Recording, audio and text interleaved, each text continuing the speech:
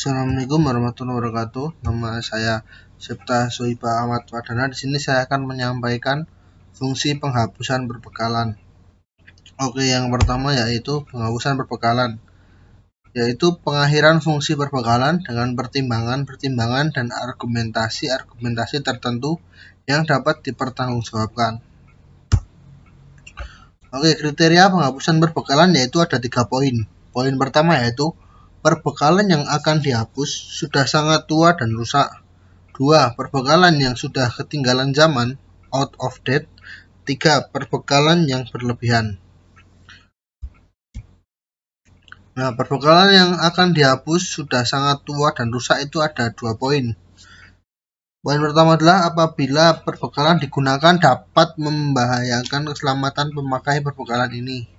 Dan yang kedua, kualitas maupun kuantitas output yang dihasilkan sudah tidak dapat mencapai tingkat yang optimal dan menimbulkan inefektivitas dan inefisiensi organisasi.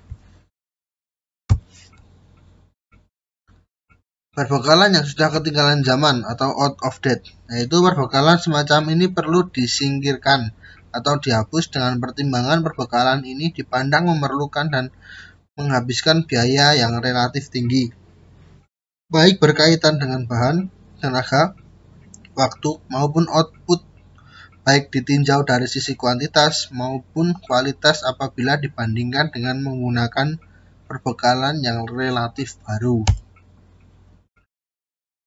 Perbekalan yang berlebihan dikarenakan oleh 4 poin, yaitu 1.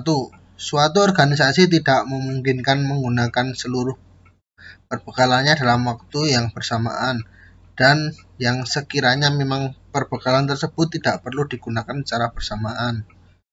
Yang kedua adalah membutuhkan biaya, baik biaya perawatan maupun biaya gaji untuk personil yang merawat barang. Yang ketiga adalah yaitu boros tempat. Yang keempat, apabila perbekalan tersebut akan digunakan di masa mendatang, mungkin sekali perbekalan tersebut sudah merupakan perbekalan yang ketinggalan zaman. Maka dari 4 poin tersebut adalah kita dapat menghapuskan suatu barang yang kurang berguna. Cara-cara penghapusan perbekalan yaitu ada 6 poin. Yang pertama, dijual atau dilelang. Hal ini dapat menghasilkan uang atau menambah modal bagi perusahaan atau organisasi. Yang kedua yaitu ditukarkan dengan perbekalan lain yang dibutuhkan oleh institusi. Ya, ini adalah dengan cara barter, yaitu kita dapat sama-sama untung dengan cara menukar barang kita. Yang ketiga adalah dipindahkan, yaitu dipindahkan ke tempat yang aman atau tempat yang tidak terpakai. Dan yang keempat, dihibahkan. Nah, dengan dihibahkan ini kita tidak mendapat apa-apa tapi mendapat pahala. Yang kelima adalah pemanfaatan kembali atau recycle, yaitu dengan cara dimanfaatkan kembali. Dan yang keenam adalah dimusnahkan atau dibakar agar tidak mengganggu. Cara-cara penghapusan perbekalan. Adapun cara penghapusan perbekalan yang dilakukan, penanggung jawab dalam pengelolaan perbekalan harus meneliti, mengecek kebenaran alasan penghapusan perbekalan, dan membuat berita acara penghapusan perbekalan yang ditandatangani oleh penanggung jawab pengelolaan perbekalan, pihak yang menyetujui maupun yang menerima perbekalan bila ada. Nah, ini adalah flowchart penghapusan barang. Tata cara pengajuan penghapusan, yaitu pertama, tahap 1 adalah persetujuan internal departemen. Kita berasal dari usulan UPT dulu, habis itu kita langsung ke kantor wilayah. Habis kantor wilayah akan melapor ke Sekretariat Jenderal Biro Perlengkapan, yaitu ada lagi syarat-syaratnya, yaitu syarat pertama pembentukan panitia, SK panitia penghapusan. Yang kedua adalah panitia melakukan penelitian kondisi yang dituangkan dalam berita acara penelitian. Yang ketiga, pertimbangan atau alasan pengajuan usulan berdasarkan analisa kondisi dan kebutuhan barang yang satuan kerja. 4. Data barang inventaris dan data barang yang diusulkan. Nah, jika sudah di Sekretariat Jenderal ini, itu kita bisa setuju atau tidak setuju. Setuju atau tidak setuju, kita langsung saja lapor lagi ke kantor wilayah. Jika tidak disetujui, maka proses akan terhenti dan penghapusan barang tidak terjadi. Dan jika setuju, kita langsung menggunakan tahap yang kedua, yaitu tahap lanjutan, yaitu persetujuan pengelola barang. Yaitu kita dari kantor wilayah, itu kita melapor ke pengelolaan barang sesuai batasan nilai BMN-nya. Atau yang kedua adalah tanah bangunan. Ini contohnya adalah tanah bangunan kurang lebih 500 juta. Selain tanah bangunan kurang lebih 200 juta diajukan melalui Sekretariat Jenderal. Nah, ini untuk yang ke tanahan ini dilaporkan lagi kepada Menteri Keuangan di JKN, yaitu dibagi ke dua poin, yaitu persetujuan DPR nilai aset 100 miliar dan yang kedua persetujuan Presiden nilai aset 10 sampai dengan 100 miliar. Dan yang pengelolaan barang, batasan-batasan nilai dari BMN ini tadi adalah tanah dan bangunan bisa sampai 250 juta, yaitu persetujuannya kepada KPKNL setempat.